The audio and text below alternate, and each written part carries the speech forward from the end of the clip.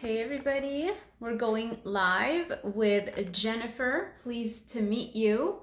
And we're gonna discuss her success story on a carnivore diet with healing binge eating disorder and also psoriasis. Really, really severe psoriasis and actually severe binge eating. So I'm glad everybody could join us. Let me see. I'm delighted to meet you. Hi, Holly, Ribeyes, Butter and Glitter. We're gonna have our interview soon. Okay, let me see. If I need to send an invite, give me 1 second. Delighted to meet you. Okay. Yeah, I keep forgetting. Okay, disconnect my VPN, and now we should be able to go live. Okay, should work now. Hey, hello, Hi. Jennifer. Yes. Nice to meet you. Nice to meet you too. Awesome. Let me put the volume up. Okay, that's better. So, hey everybody, we already have a lot of people with us, and so I feel like this is a very interesting topic to so many, especially the day after Christmas. We're going to be talking about binge eating, we're going to be talking about psoriasis, severe the severity is like at the maximum for both. So thank you so much for agreeing to do this, Jennifer. And first of all, happy holidays to everybody. And hopefully this is going to be fun, educational, and just we're trying to help as many people as we can. So Jennifer, let's go ahead and just share a little bit of your background with everybody, and how you eventually came to the realization that it's the diet, and it's not any diet, but it's the carnivore diet that finally did it for you. Yeah, so I've had psoriasis since I was 7. Mind you, I was eating the worst kind of diet you could eat as a kid. I mean, all processed food. It was the 80s. It was really bad. And so there's no wonder why I ended up with psoriasis in my mind. But in my mid to late 20s, it got pretty bad. And then like early to mid 30s, really bad, bad enough that I went on an immunosuppressant for it. And Okay. immediately after going on an immunosuppressant, I started having a lot of health issues, starting with Mhm. chronic strep throats, and then that turned into a bout of really bad vasculitis.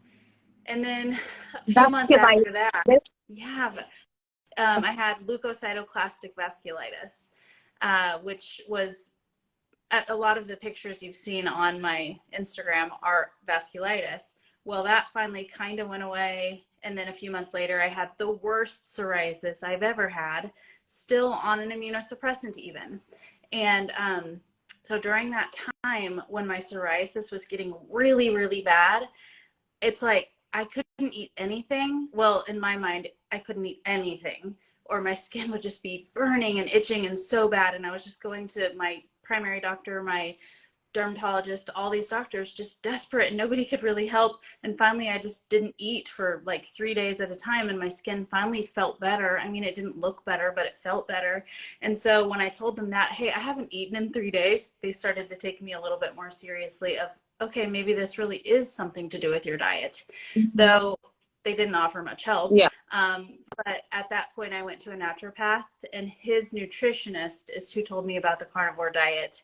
And, that felt like a good fit. And once I started eating only meat and eggs and not much dairy, but a little, I was able to eat and have some relief. And still, I was on an immunosuppressant, but my skin finally started to get better. And 4 months ago, I was able to wean off the immunosuppressant, which is like a dream come true for me after a lifetime of this. All the while, I'd also been binging all my life. I had no idea that this diet would have any effect on that. This is the only time ever I've not binged, and it's been now almost a year binge free, as like the best side effect ever. I know the struggle. You have posts on your feed that really go into detail as to how severe the binge eating was. And I think a lot of people can identify with you. And that's because so many people do have those same behaviors. I know I've done that.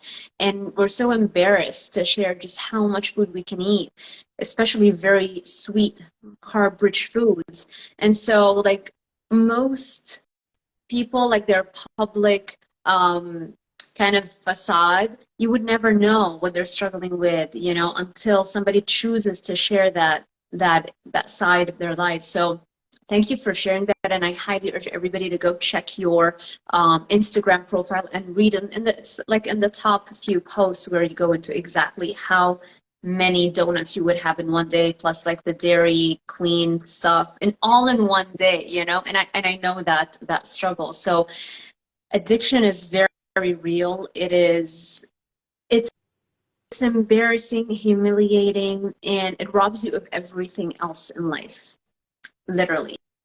So I am so happy that you found the carnivore diet. I am a little bit intrigued by that doctor who's you know, the assistant you said, or the nurse told you about the carnivore diet, because it's very, very rare. That happened like 1 year ago.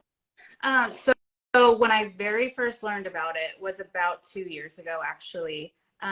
So I'd say I had a little bit of a false start with carnivore. I dove in head first from this place of desperation with my skin. And then as my skin was getting better, I started allowing myself some other indulgences, and that actually turned into kind of binging again.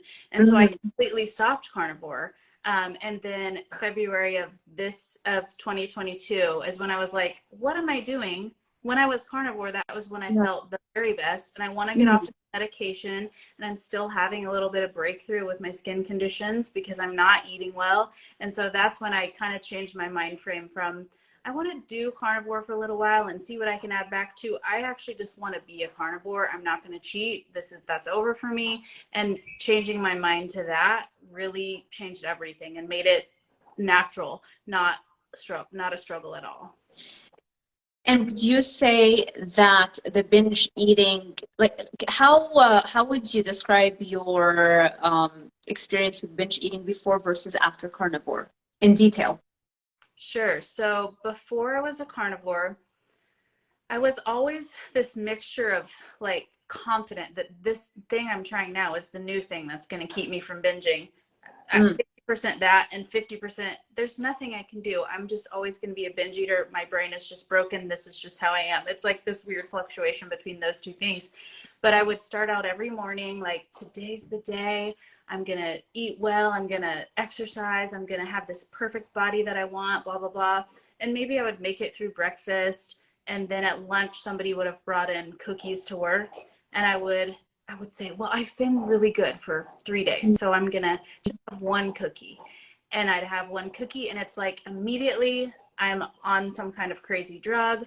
I would sneak back into the cafeteria over maybe a little after lunch, and I would just sneak like 6 cookies in a napkin, and then I'd go eat them in the bathroom as quickly as I could, and I'd go see a patient because I work in a hospital.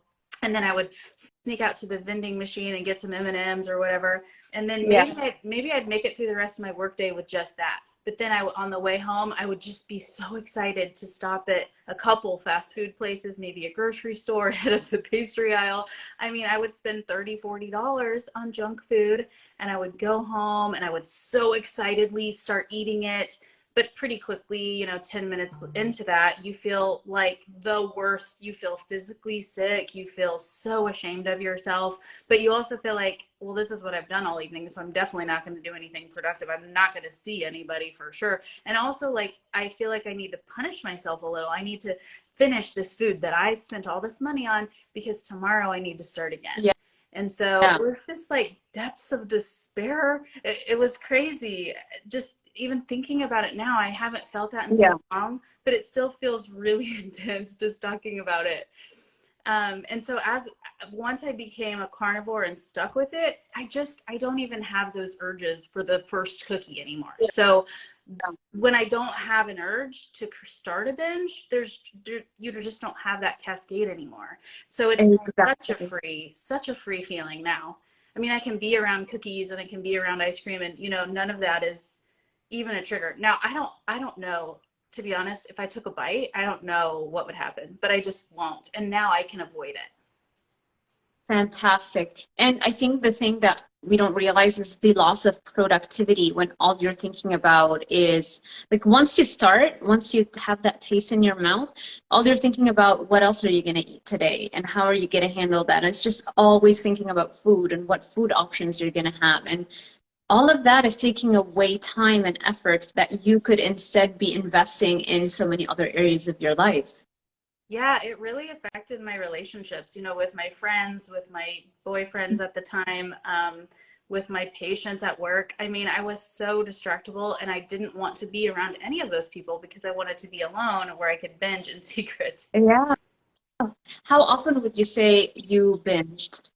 Gosh, I mean, I started binging around age 15 and I did it for over 20 years. So on average, probably once a week, because sometimes I could go like a month without binging, Mhm. and others would be every day for 3 or 4 days.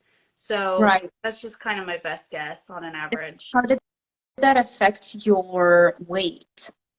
Well, I would always gain and lose 30-ish pounds like every few months. Yeah. So I'd lose 20, 30 pounds, feel really, really good. Yeah. And then it would last one day, maybe. I mean, I can't tell you how many vacations I went on where the clothes I brought didn't fit me by the end of the vacation. So somehow though when I was really strategic and could avoid binging, I would lose weight so quickly that it felt like it kind of stayed pretty stable and pretty even. When I share photos now of me at my heaviest during bad binges, my friends are like, I don't even remember that, because they kind of remember me somewhere in the middle, I suppose. Yeah. Yeah, and as Serena is telling us, Carnivore, we're gonna be interviewing also really soon. So she says, honestly, I think it's worse than drugs or alcohol because it's more accessible and more acceptable 100%, and it's pushed at you at every turn, anywhere you go. And during the holidays, good luck. Yeah, I completely Yeah. agree. And the other thing I'd add to that is I talked to doctors about it multiple times, and I felt like they didn't really take me seriously. I think if I said I'm addicted to cocaine, they would take me seriously. But they looked at me and I was a reasonably normal size. So I think they just were like, okay, like they didn't They really help at all. No, they don't acknowledge it as a valid form of addiction. Even though we have studies, at least in rodents, that show that it's far more addictive than cocaine. It's the sweet taste, like even artificial sweeteners. So I'm assuming you don't do artificial sweeteners now. I don't. No artificial sweeteners, definitely no fruit, no honey, Yeah, nothing sweet. yeah, me too. So we talked about the binge eating. Let's talk now about the skin issues. And actually, before we talk about the skin issues, because we're not going to forget that, are there any other things also that you have struggled with that Carnivore has helped with? Gosh, I mean, so many. I had really bad acne most of my life, cystic acne. And honestly, I don't even know the diagnosis, but like other places of my body as well, like my underarms and Mm, more like boils on my body. It's like really gross, but I definitely had that a lot. Um, and gosh, well, like I said, chronic sore throat issues even before I went on an immunosuppressant, but it got way worse then. Um, I had, seasonal allergies. That seems to be a whole lot better. I mean, getting really personal, I had super low libido. mm, That's true. Um, those are kind of the main top five, I guess you would say. Um, how about mental health, like depression, anxiety, brain fog, or anything like that? Have you ever struggled in those areas? I would say I would have said no before, but just because things are so much better now as far as just a more continuous feeling of contentment, I maybe didn't have that before. I wouldn't say I was depressed or anxious to the point that I needed medication, but I have noticed some improvement there. Yeah, of course. Yeah, it's inevitable, right? When you're doing so much better and you're not preoccupied by an addiction. All right, so let's talk now about your journey with skin. We touched a little bit upon it earlier, but let's go a little bit into it with more detail. Sure. Well, shall we talk about all the millions of medications that I was Let's taking? do that. Okay. Yeah, yeah. Well, since I was 7 and I was diagnosed, I mean, I remember my mom would have to slather me all the time in tar-based ointments and creams and stuff like that.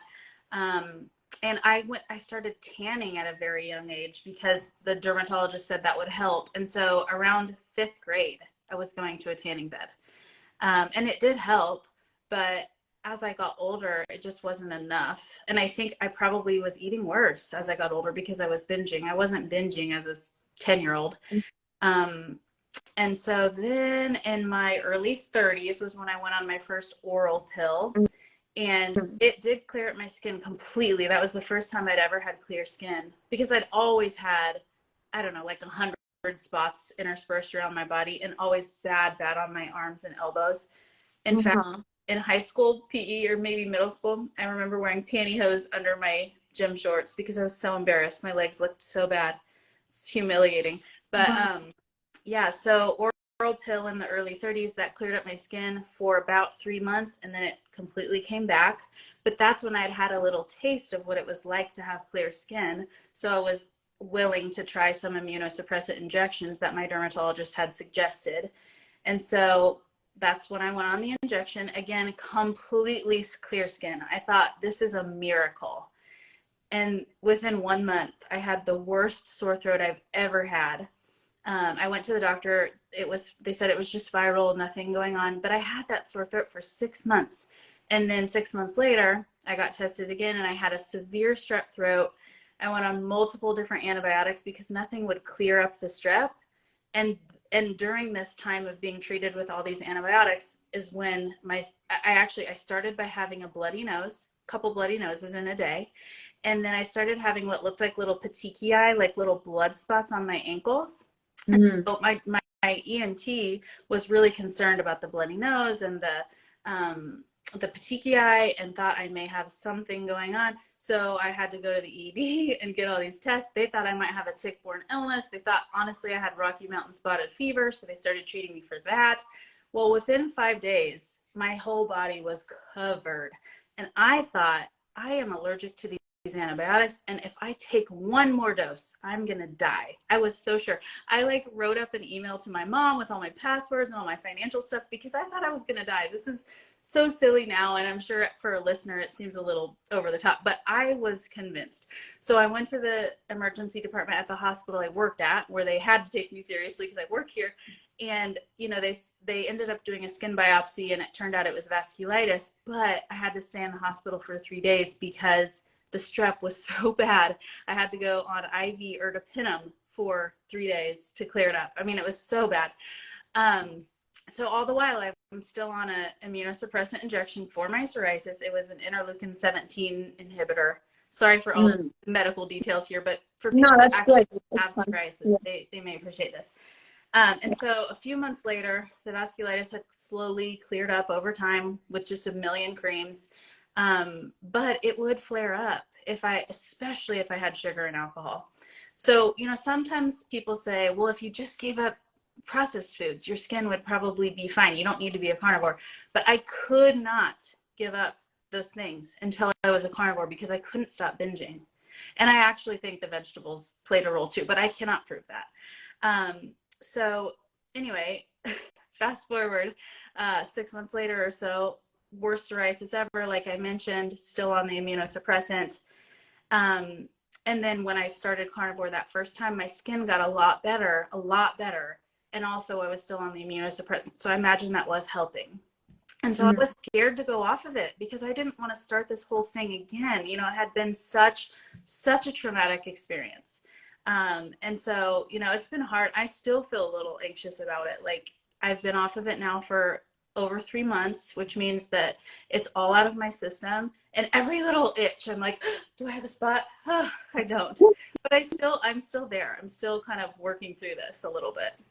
Of course, you really want this to be it. You don't want this to be like something that's going to work for a short while and then, because it's like it's giving you flashbacks of that bunch of traumatic experiences that you've been through. I get it. It's so tough with modern medicine being so completely out of touch with studying like the root causes of all of these ailments, which form probably like 99% of the things we're dealing with, right? Mm-hmm. And modern medicine is great at preventing you from dying or like saving your life if you've had an accident. But compared to the amount of things that as a group we're dealing with, the vast majority of things we're dealing with on a daily basis is not something that you need to go to the ER for, right? And you know, it's and that's why people love tuning in to those conversations, because your case is not going to be taught in med school, right? They're not going to be telling med schools right now, med students about the carnivore diet and look at this case and look at that case. All these people that have cleared psoriasis, that's not going to happen until, I don't know, decades. Decades is probably being a little bit optimistic, you know? Yeah. So, I want to add one thing, if you don't mind. So a lot of people with psoriasis reach out to me on Instagram because they've seen my story, and 2 people have told me that their doctor recommended a carnivore diet. So I feel like we're kind of starting to get there. So that's great. And I fully intend to have a heart-to-heart with my dermatologist once I've been off of this for maybe 6 months, to say, hey, I haven't mentioned this yet, but this is what I've been doing. Maybe just keep that in the back of your mind for future patients, and he'll do that. He'll do with that what he would like. But I feel like it is my duty to share that. yeah, of course, of course. And what you're doing with your social media is so helpful. And I feel like we're being shared and reposted so much, despite the censorship, you know. But you know, we're trying, we're trying. So let's talk about your lion diet, because I know recently you wanted to switch over to a lion diet, which is removing the eggs, the pork, you know, the cheeses completely, and try to see if that's even better. So can you share a little bit about that, why you chose to do that, and how are you doing right now, all this stuff? Yeah, I'd love to. So when I was still on an immunosuppressant, I could get away with dairy just fine. And a lot of people would question me about that. Like, really? I feel like dairy really inflames autoimmune conditions. And I'm like, not me, I'm fine. But as soon as I went off that immunosuppressant, I started to notice just some general sort of skin discomfort and itchiness, especially when I'd have a lot of dairy, specifically heavy cream, in my coffee. So it just became very clear to me that if I want, if I want to do everything I can to keep my skin clear and make this carnivore diet work for me, because I think this is truly the answer, then I want to make sure I'm doing everything exactly right. And if that means I can't have dairy, then I need to figure that out for sure. Because if I'm like, maybe I can do it, maybe I can't, I will eat it. Yeah, exactly. You need the answer. Yes, I need a solid answer, and then I can do it. And I'm not sure about some other things like chicken and pork. I don't know that there's much of a problem there, but and eggs too. But I want to know for sure. So for at least 30 days, I'll do ruminant meats only, plus water and salt, and then I'll start adding things back in one at a time and see what I can tolerate and what I can't. But honestly, with dairy, if I'm really being upfront with myself, I think I'm pretty addicted to it anyway. So just the way I had to give up sugar and sweet taste, I really probably need to give up dairy. Yeah. But I do want to know if I can tolerate butter. So I definitely want to add that back, because to me that's more of a fat, but I want to be sure about that. But yeah, that just in the last couple of days is when I realized I'm using dairy as a crutch, and really coffee too. It's just an addiction. And one of the problems I've had with the lion diet is that I left it a little open for the next week or so, because I have a couple big things coming up with holidays and work stuff where people are bringing food specifically for me to eat as a carnivore that I know is not going to be lion diet friendly, but I don't want to, discourage them. They went out of their way to do this for me. So I have been like, okay, I'll eat a little cheese here and there. And then that turns into, well, I already had cheese, so I'm going to go get a Starbucks with heavy cream in it, and just, not binging, but making choices in the same way that I used to as a binge eater. So it's been a little bit harder because I've allowed myself to be too open with it, I think. And this is this sounds like a really bad excuse, but I have one more thing next Wednesday that's going to involve these people bringing me carnivore foods that include cheese and stuff. So I am going to, that day, I'm going to partake. But after that, so I guess the 29th or something, I'll, for at least 30 days, be hardcore lion, no cheats at all. and then start adding some back. And all the stuff at the hospital is because you're gonna focus more on your social media, right? From what I remember from your post. Exactly. So I'm going part-time, and that's going to be mostly weekends. So most of the staff that, knows me as like a leader in the department feels like I'm leaving, basically. To them, I'm quitting. I'm not quitting, but it's going to feel like that. So there's a big kind of, this is supposed to be a secret, but I know about it. There's a big kind of going away lunch that's happening. And so, I definitely don't want them to spend hours and hours preparing for this. And then I'm like, I just don't eat cheese anymore. Right.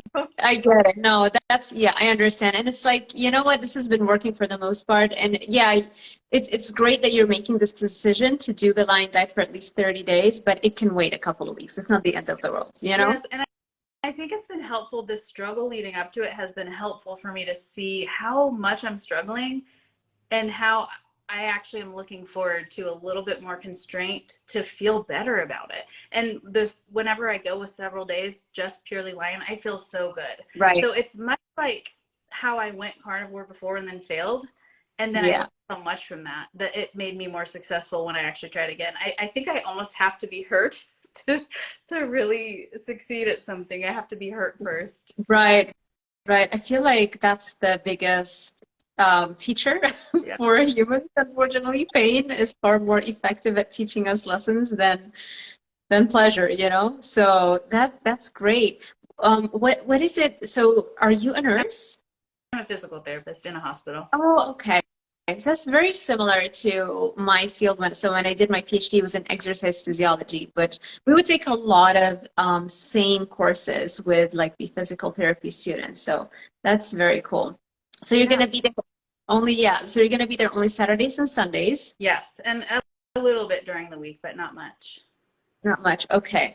And what are you planning to do for the Lion diet? Are you gonna plan just ribeyes or ground beef? Or I'm gonna eat any beef and lamb and maybe even some goat. So ground beef, steaks, lamb chops, ground lamb. I don't know. I have not talked to Michaela Peterson about this, but I feel like that would even include bone broth and stuff as long as it's made from those animals. So, and I have a bunch of beef jerky. I eat a lot of that.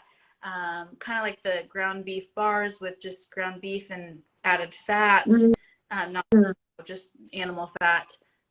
So I'm trying to do Lion diet, but also kind of a higher fat version because I'm still hanging on to that high fat thing from the immunosuppressant or from the immune system background, I guess.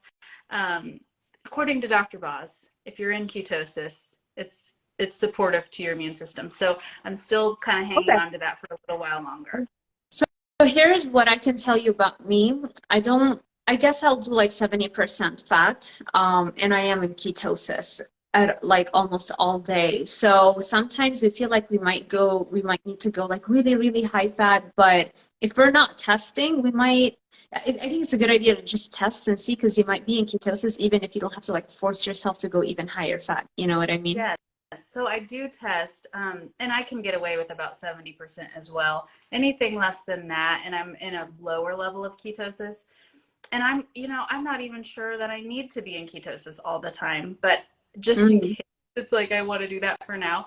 But my other big goal for 2023 is more focusing on fitness. And so I understand I may have to adjust those macros a little bit then once I'm kind of in the clear with my skin. Yeah. I feel once you do the Lion diet I think dairy is the biggest thing that stops people from dropping weight very quickly on a carnivore diet. That's it, because it's so easy to eat something that can be addictive. It literally activates the opioid receptors in our brain. So casein turns to casomorphin, which is similar to heroin and morphine, and it activates our opioid receptors. And so we eat and eat and eat, all the cheese and the butter. One stick of butter is 800 calories. Yeah. That's it. That's your caloric deficit for the day. It's gone. Yeah. So I think doing the Lion diet is one of the quickest, easiest ways. I know my friend, I don't know if Stefan, I'm sure Stefan wouldn't mind. Stefan Hartman, if you're here, hello. He wouldn't mind me sharing this, but he did a 7-day lion diet for a photo shoot and dropped literally 7 pounds in 7 days. And he's already very lean, you know, like people are already very lean, like it's the rate of weight loss slows down a little bit. So I mean, of course, some of it is inflammation that you lose, but I'm sure a good chunk is also body fat. So yeah, that's definitely going to help you a lot. And then I think exercise is something that not, not a lot of people tell the benefits of in the carnivore diet, because in the carnivore community, it's such a great tool and it's just so powerful for so many things that the exercise is no longer as a priority the way it is on any other diet. It's almost impossible to drop weight on any other diet because you're still somehow addicted to certain artificial sweeteners, protein bars, things like that. So you have to work harder with the exercise. But I feel like the pendulum has swung too much to the side of you don't need to work out. And it's like, no, you do. Not only for dropping weight, but just for overall health, you know? Sure, I completely agree. And I try to promote this as much as I can. And I'll tell you what, those posts about exercise get the least engagement on my page of anything. But it's like I'm willing to die on that hill. Yeah.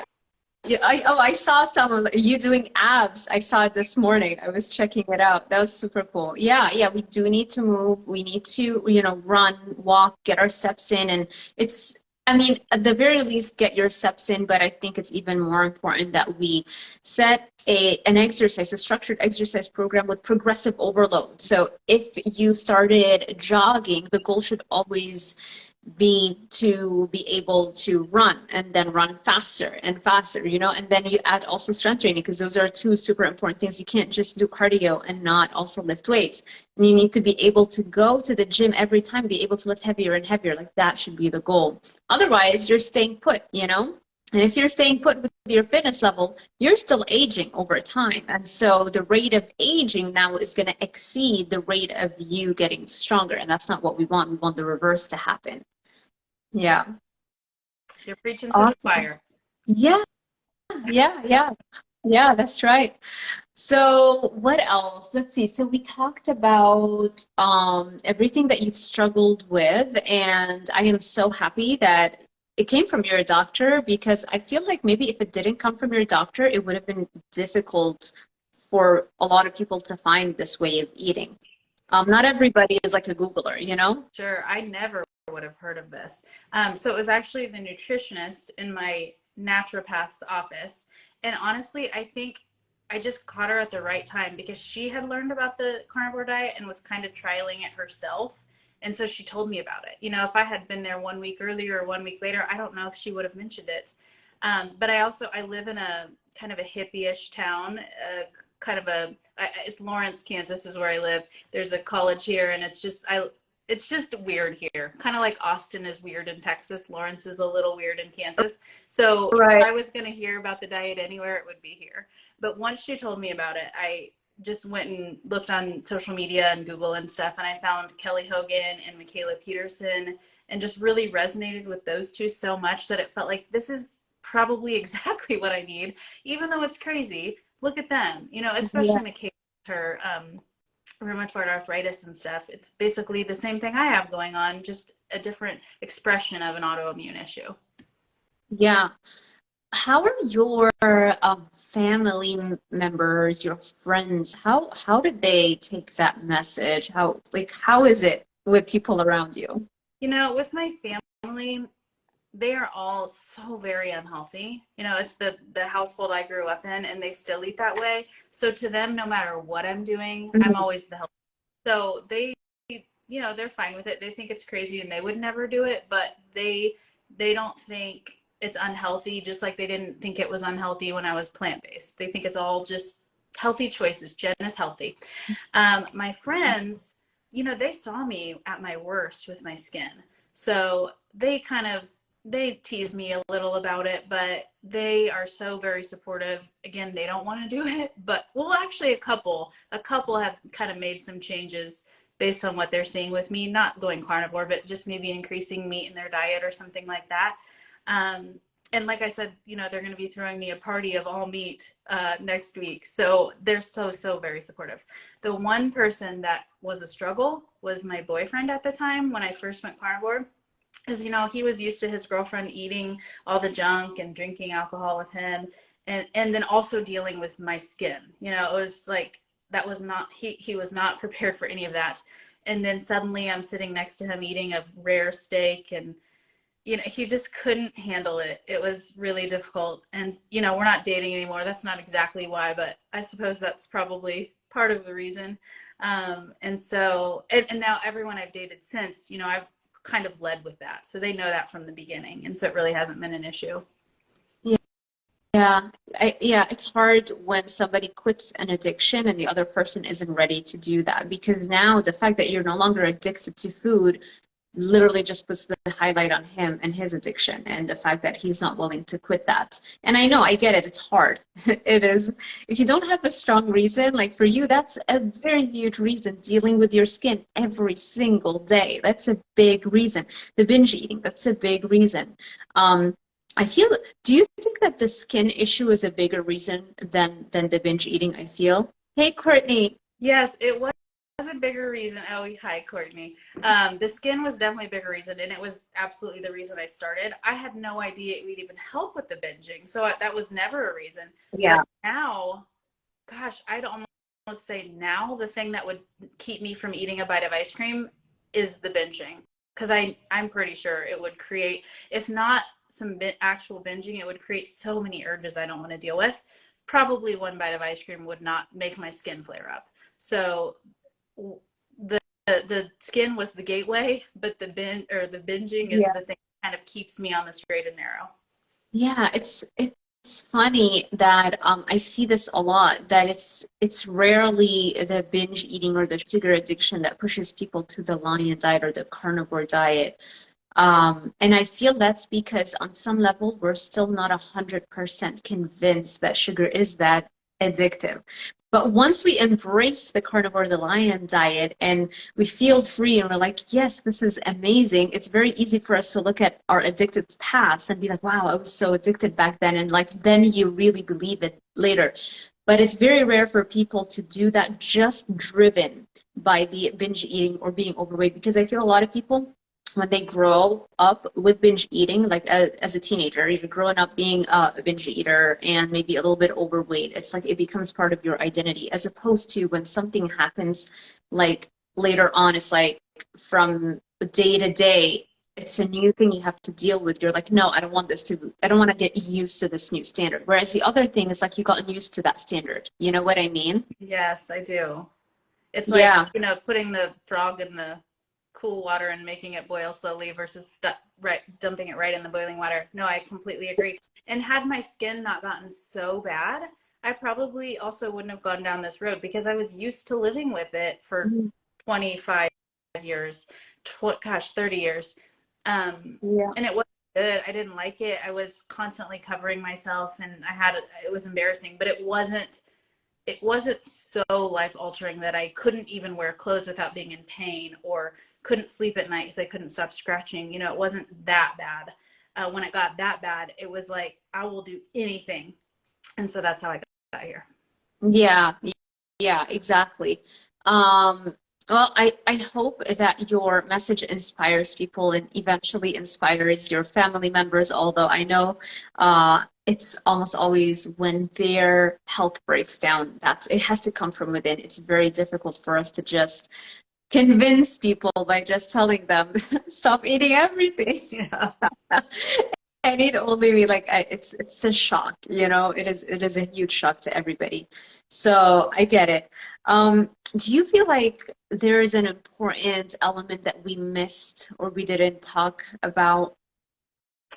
You know, I feel like those are the main things. You know, just like you've talked a lot about being accepted by friends and family and stuff. And I would just suggest, if this is something that you feel in your bones would be good, just do it. And you don't have to talk about it at first. I mean, with your immediate family that's there in your house, they're going to know. But with everyone else, you don't even have to talk about it.